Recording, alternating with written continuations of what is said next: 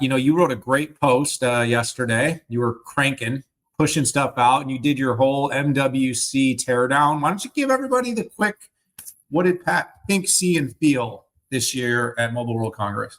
Yeah, it is funny. I put out what I thought was a very thoughtful banger. I get like 4,000 views on content. I put out trash, like what I ate, how many avocados I scarfed down, and it gets like 25,000. But anyways, so here were my takeaways, and bear with me. So, and this came again from the distilled conversations on the record and off the record with folks.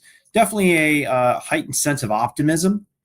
This industry has been through its challenges. If you look at the valuations of carriers and carrier equipment makers, I mean, it's absolutely in the toilet.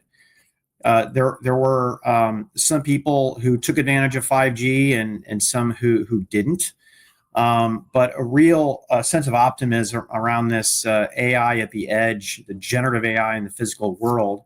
If it sounds like we've been here before, we have. We called it Industry 4.0, and it is basically industrial IoT. But there was a belief, and I do believe that there's a higher likelihood that the industry will succeed on this than it did in the prior generation. Also, kind of a pivot, it seemed like, related to 5G. A lot of talk there was in consumer services before. I think we're still waiting for that next killer 5G consumer app that kind of never came. And if you remember the thesis from 3G to 4G, 4G to 5G was, hey, look at all the stuff that 4G brought, like Instagram and Spotify, and we'll have to wait for the developers to jump on that. But as we saw, the challenge was you needed to have some pretty hardcore APIs plugged into every carrier to make it work. And developers weren't too excited about the idea, if you're a global company, writing to 25 different APIs. Of course, there's a lot of companies that have come in, and a lot of industry organizations like GSMA for these APIs. But what we're seeing now is really a pivot to the enterprise, and which I just thought was fascinating. You've got carriers moving into enterprise. You've got enterprise networking folks moving into the enterprise. You've got carrier equipment providers moving into more enterprise networking. But listen, we've got the SA core. And I think it's time to cook. We've got the APIs, and I think compared to 2 years ago, where we were talking about hypothetical use cases that an SA core and stuff like bit slicing could provide, we actually saw them, like real live enterprises using 5G advanced services through an SA core to get stuff done. And now it's time to scale. Final two things to make a long story longer.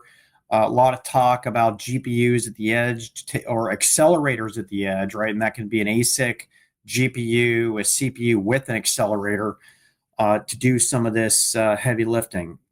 Have we had GPUs on the edge, accelerators on the edge? Absolutely. Could they run generative AI inference? Absolutely not. So I will leave it. I will leave it at there.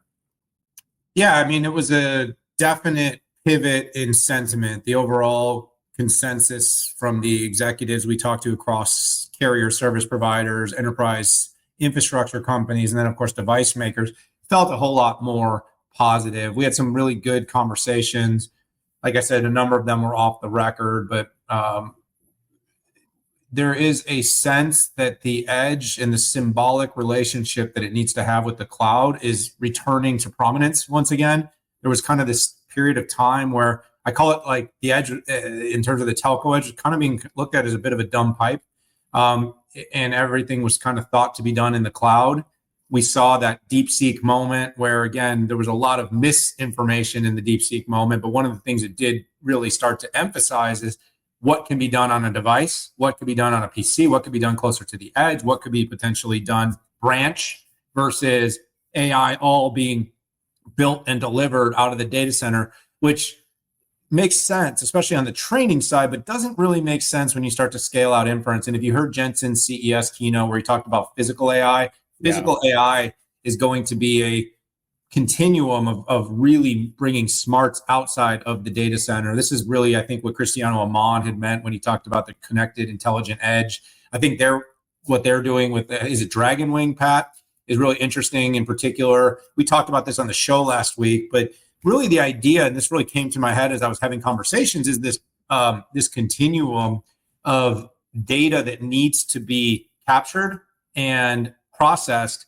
at the edge that's going to be important if we're ever going to really have true autonomy in things like vehicles or in really the intelligent cities that, as you said, Pat, in Industry 401, Industry 4010, that we heard a lot about that we didn't really get, is going to come down to figuring out, and it has to be done at lower costs. And this is why I think companies like Qualcomm are more interesting, because NVIDIA stuff is all super high-end processing, the humanoid robots, autonomous vehicles, sure. But what about the data coming off of an oil field or a farm or a smart city or a manufacturing plant? And then, of course, this is where the Ericssons and Nokias and what they're sort of doing with their enterprise pivot makes sense, is they're in these places, they're providing fixed wireless access, they're giving 5G.